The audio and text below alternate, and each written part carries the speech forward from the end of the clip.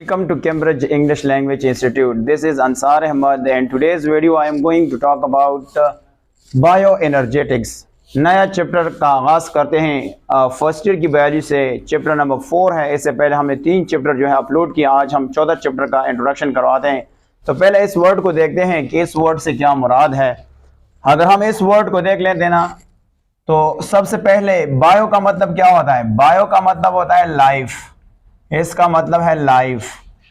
और एनर्जेटिक्स का मतलब क्या है। एनर्जेटिक्स से मुराद होता है एनर्जेटिक्स। एनर्जेटिक्स से क्या मुराद होता है। एनर्जेटिक्स से मुराद होता है ट्रांसफॉर्मेशन ऑफ एनर्जी। इससे क्या मुराद होता है। Transformation of energy. That is here transformation of energy. Transformation of energy. तो अब हम इसको एक सिंपल डिफिनीशन के तौर पर सीख सकते हैं कि बायोएनर्जेटिक्स है कि बेसिकली क्या। तो अगर हम बायोएनर्जेटिक्स को डिफाइन करना चाहते हैं, यानी अगर इसके हम डेफिनेशन को देख लेते हैं, डेफिनेशंस, तो इसकी जो डेफिनेशन है वो ये है कि the study of energy, the study of, यहाँ पे हम कह सकते हैं कि the study of energy transformation in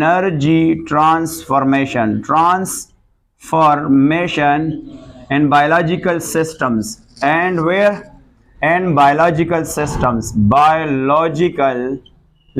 systems। इस डेफिनेशन का मतलब क्या है, इसको हम देखते हैं कि बायोएनर्जेटिक्स बेसिकली क्या है। बायोएनर्जेटिक्स जो है ना, ये basically the study of energy transformation and biological system, कि एक लिविंग ऑर्गेनिज्म के अंदर एनर्जी जो है ना एक फॉर्म से दूसरी फॉर्म में किस तरह कन्वर्ट होती है, उसकी जो ट्रांसफॉर्मेशन है हम इस सब्जेक्ट में पढ़ेंगे। और ये सब्जेक्ट जो है ना बेसिकली 2 सब्जेक्ट का ब्रांच है। इसको हम कह सकते हैं कि ये ब्रांच ऑफ बायोकेमिस्ट्री है, बायोकेमिस्ट्री की ब्रांच है। और इसके साथ साथ ये ब्रांच है, किसकी ब्रांच है, सेल बायोलॉजी की ब्रांच है। सेल बायोलॉजी की ये क्या है, ये ब्रांच है। और इनमें से हम क्या पढ़ते हैं, ट्रांसफॉर्मेशन पढ़ते हैं कि एनर्जी जो है ना लिविंग सिस्टम में एक फॉर्म से दूसरी फॉर्म में किस तरह जो है वो ट्रांसफॉर्म होती है, वो हम इस चैप्टर में डिटेल से देखते हैं। अच्छा, सबसे पहले कुछ इंट्रोडक्शन जो एफएससी फर्स्ट ईयर बायोलॉजी के मुतालिक है वो देखते हैं। तो अगर हम देख लेते हैं इस चैप्टर में हम बेसिकली क्या पढ़ेंगे, फंडामेंटल पढ़ेंगे, that is called fundamental of what, biological, यानी इसको कहते हैं मेटा यानी इसको कहते हैं मेटाबॉलिक, इसको हम कहते हैं बायो और इसको हम कहते हैं मेटाबॉलिक प्रोसेसेस पढ़ लेते हैं, मेटाबॉलिक प्रोसेसेस। और मेटाबॉलिक प्रोसेस से यहाँ पे मेटाबॉलिक से मुराद यहाँ पे मेटाबॉलिज्म है। अब अगर हम बात करें कि मेटाबॉलिज्म क्या चीज है, तो अगर हम यहाँ पे लिखते हैं मेटाबॉलिज्म बेसिकली क्या चीज है, तो मेटाबॉलिज्म को हम डिफाइन करना चाहते हैं कि the sum of all chemical reaction that take place in living organism. जितनी भी लिविंग ऑर्गेनिज्म है, अगर वो एक हम कहते हैं जितने भी यानी जो रिएक्शन है, वो रिएक्शन जो लिविंग ऑर्गेनिज्म के अंदर होता है उसको हम कहते हैं मेटाबॉलिज्म। और हम जानते हैं कि मेटाबॉलिज्म 2 तरह के, एक होता है एनाबॉलिज्म और एक होता है कैटाबॉलिज्म। अब हम देखते हैं कि इनमें से बेसिकली जो रिएक्शंस है वो कौन कौन से रिएक्शन है। एक रिएक्शन का नाम है फोटोसिंथेसिस। फोटोसिंथेसिस का आज हम डिटेल से तारुफ देखते हैं कि इसके बेसिकली तारुफ क्या है। और इसके साथ साथ हम देखेंगे जिसका नाम है रेस्पिरेशन या रेस्पिरेशन भी कहा जाता है, रेस्पिरेशन या इसको रेस्पिरेशन कहा जाता है। इसके साथ साथ हमें ये भी पता है कि जो मेटाबॉलिक प्रोसेस होता है ना, वो going on the bodies of living organism, वो कहां पे ऑन होता है, वो यानी लिविंग ऑर्गेनिज्म के बॉडी में होता है। यानी जो मेटाबॉलिक प्रोसेस होता है, मेटाबॉलिक प्रोसेस जो होता है, जिसका हम प्रोसेस का वर्ड यूज करते हैं, ये प्रोसेस कहां पे होते हैं, ये bodies of living organism, bodies of living organism के अंदर जो है ना ये प्रोसेस जो है ना होता है, लिविंग ऑर्गेनिज्म हम कह सकते हैं। अच्छा, यहाँ पे एक बात है कि ये जो मेटाबॉलिक प्रोसेस है, इनमें बेसिकली कौन सा चीज इन्वॉल्व होता है, इनमें बेसिकली केमिकल रिएक्शन इन्वॉल्व होते हैं। तो केमिकल रिएक्शन को हम देख लेते हैं कि वो कौन कौन से रिएक्शन इसमें से इन्वॉल्व है। तो जो मेटाबॉलिक प्रोसेस है, इनमें से कौन सा चीज इन्वॉल्व होता है, इनमें से बेसिकली इन्वॉल्व होता है केमिकल रिएक्शंस। मेटाबॉलिक प्रोसेस में इन्वॉल्व होता है केमिकल रिएक्शन जो है ना, इनमें से इन्वॉल्व होते हैं।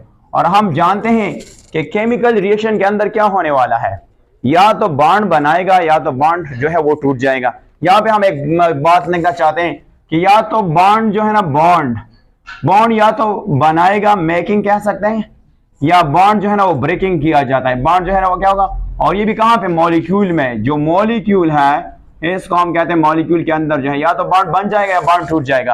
अब यहां से एक और बात भी है कि देखो हम ये जानते कि केमिस्ट्री के कानून है, जो बॉन्ड, अगर बॉन्ड ब्रेक हो जाता है तो एनर्जी रिलीज होता है, अगर बॉन्ड बन जाता है तो एनर्जी जो है वो स्टोर होता है। तो यहाँ पे एक पॉइंट आता है कि जो बॉन्ड होता है ना, बॉन्ड जब बनता है तो एनर्जी क्या होता है, यानी जब अगर मेकिंग होता है मेक, तो एनर्जी स्टोर होता है। एनर्जी क्या होता है, स्टोर्ड होता है, जिसको हम स्टोर्ड का वर्ड यूज करते हैं। और जब बॉन्ड टूटता है, जिसको हम कहते हैं बॉन्ड ब्रोकन होती है, एनर्जी क्या होता है, एनर्जी जो है वो रिलीज होता है। इसको हम कहते हैं एनर्जी क्या होता है, रिलीज होता है। तो ये भी, अब यहां से ये एनर्जी जो रिलीज होता है, ये सारे जो ऑर्गेनिज्म है वो मुख्तलिफ बॉडी फंक्शन के लिए इस्तेमाल होता है। बट क्वेश्चन यहाँ पे है कि एनर्जी आता कहां से है। तो एनर्जी जो है ना, आपको पता है एनर्जी आता है कहां से, ये आता है सन से। सन जो है ना ये अल्टीमेट सोर्स ऑफ एनर्जी है। बट कोई organism, there is no organism के वो इसको डायरेक्टली इस्तेमाल करता है। तो इसके लिए एक प्रोसेस होता है जिसको हम फोटोसिंथेसिस कहते हैं, जिसको हम क्या नाम रखेंगे, फोटोसिंथेसिस कहते हैं, फोटोसिंथेसिस। और ये फोटोसिंथेसिस कहां पे होता है, हम जानते हैं कि जो ग्रीन प्लांट्स है उनमें से फोटोसिंथेसिस होता है, जिसको हम कहते हैं ग्रीन, GRS को कहते हैं ग्रीन प्लांट्स, जिसको हम कहते हैं ग्रीन प्लांट्स में फोटोसिंथेसिस होता है। और फोटोसिंथेसिस में आपको एक बात आपने याद करना है कि इनमें से सोलर एनर्जी जो है, सोलर एनर्जी कैप्चर किया जाता है, इसको कैप्चर किया जाता है और कैप्चर करता है, फिर इस किस में कन्वर्ट करता है, केमिकल एनर्जी में कन्वर्ट करता है। और हम ये जानते हैं कि केमिकल एनर्जी में ये कन्वर्ट हो जाता है, तो फिर ये कहां पे मौजूद होता है, ये स्टोर होता है ऑर्गेनिक कंपाउंड में। और ऑर्गेनिक कंपाउंड आप जानते हैं कि ऑर्गेनिक कंपाउंड कौन कौन से, इससे पहले हमारा एक जो वीडियो, यानी जो एक चैप्टर में हमने ऑर्गेनिक कंपाउंड डिस्कस की, यानी 4 बेसिक हमने डिस्कस की। कार्बोहाइड्रेट्स में कार्बोहाइड्रेट्स हो सकता है, इसके साथ साथ अगर हम फैट्स की बात करें, फैट्स हो सकता है, प्रोटीन हो सकता है, ये सारे ऑर्गेनिक कंपाउंड्स, इनमें से एनर्जी जो है वो स्टोर होता है। अगर हम यहाँ पे बात करेंगे फोटोसिंथेसिस जो है ना, इसकी थोड़ा सा डिटेल देखते हैं कि इसकी डिटेल क्या है। ये तो कुछ रीडिंग की पॉइंट्स बुक में गिवन है, अब इसकी डिटेल्स जो है वो देख लेते हैं कि इसकी डिटेल क्या है। तो सबसे पहले हम फोटोसिंथेसिस को थोड़ा सा डिटेल में देख लेते हैं। फोटोसिंथेसिस कौन सा प्रोसेस होता है, फोटोसिंथेसिस। तो अगर हम इस वर्ड को देख लेते हैं थोड़ा सा, तो ये 2 ग्रीक वर्ड से लिया है। कितने वर्ड से लिया, ग्रीक। फोटो का मतलब होता है लाइट, ये है बेसिकली लाइट। और हम सिंथेसिस की बात करेंगे तो इससे होता है मैन्युफैक्चर, इससे मुराद क्या होता है, मैन्युफैक्चर होता है। और मैन्युफैक्चर से मुराद क्या होता है, मैन्युफैक्चर का मतलब होता है प्रिपेयर करना, यानी प्रीपेयर करना। तो अगर इसको हम डिफाइन करना चाहते हैं तो ये कौन सा प्रोसेस है, ये वो प्रोसेस है जिसमें प्लांट क्या करता है। अगर मैं इसको थोड़ा सा इसको डिफाइन करता हूं तो फोटोसिंथेसिस क्या है, सिंथेसिस इज अ प्रोसेस, ये वो प्रोसेस है जिसमें क्या होता है, एनविच ग्रीन प्लांट्स, या इसको हम सिंपली कहते हैं प्लांट, ये क्या करता है, ग्रीन प्लांट सिंथेसिस करता है। कौन सा चीज को सिंथेसिस करता है आप जानते हैं, उसका नाम है ऑर्गेनिक फूड, को हम ऑर्गेनिक मॉलिक्यूल भी कह सकते हैं, ऑर्गेनिक फूड भी इसको कहते हैं, या मॉलिक्यूल भी कह सकते हैं। फ्रॉम व्हाट, आप जानते हैं कहां से तैयार किया जाता है, CO2 और plus and that is we call H2O। और and use of what, use of energy of sunlight, energy of sunlight जो है ना ये इस्तेमाल करता है, एनर्जी ऑफ सनलाइट। अब यहां से इस रिएक्शन को हम देख लेते हैं थोड़ा सा डिटेल से, कहते हैं इस रिएक्शन से क्या मुराद होते हैं। हमें जानते हैं कि कार्बन डाइऑक्साइड जो होता है CO2, जिसको हम यहाँ पे ड्रॉ करते हैं CO2 कहां से आता है, यहाँ पे हम 6b लिख सकते हैं। यहां से आपके पास क्या होता है, यानी H2O होता है, H2O होता है। H2O किसकी मौजूदगी में, ऊपर आपके पास लाइट अवेलेबल होते हैं, लाइट से क्लोरोफिल है। अब क्लोरोफिल की फंक्शन हम लेटर ऑन डिस्कस करेंगे, क्लोरोफिल।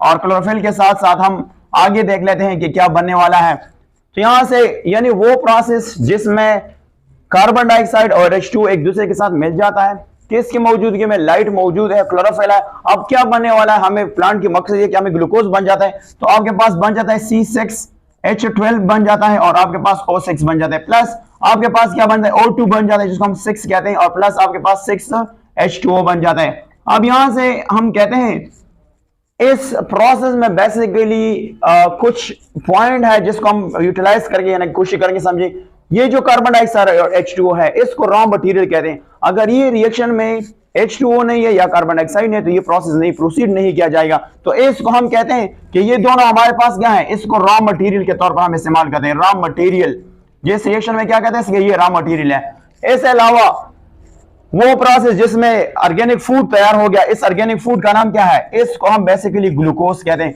और ये ग्लूकोज है या इसको ऑर्गेनिक फूड ये तैयार हुआ।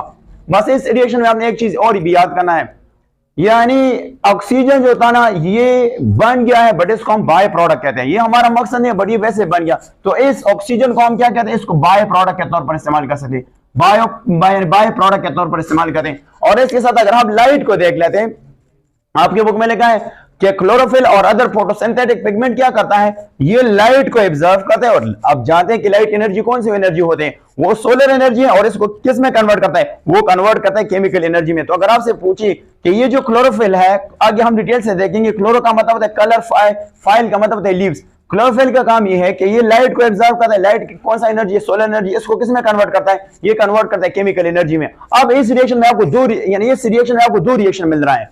एक रिएक्शन क्या है, अगर मैं यहां से देख लूं कि जो कार्बन डाइऑक्साइड है इसने किस चीज में कन्वर्ट कर दिया, ये ग्लूकोज में कन्वर्ट हो गया।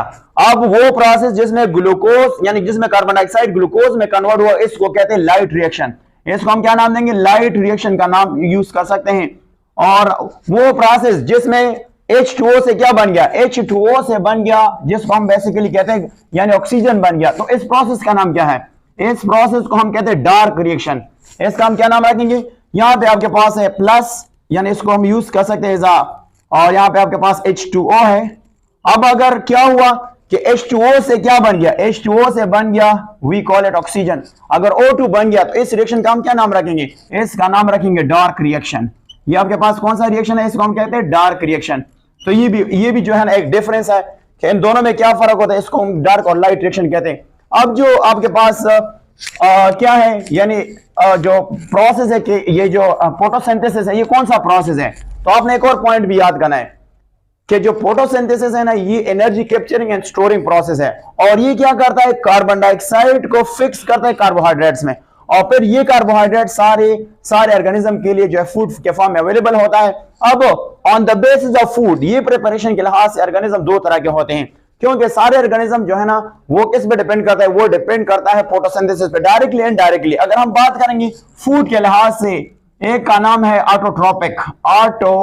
ऑटोट्रोपिक ऑर्गेनिज्म होते हैं, ऑटोट्रोपिक ऑर्गेनिज्म कौन से होते हैं, हम यहाँ पे क्लासिफिकेशन करते हैं ऑटोट्रोपिक। और दूसरे का नाम है हेटेरोट्रोपिक।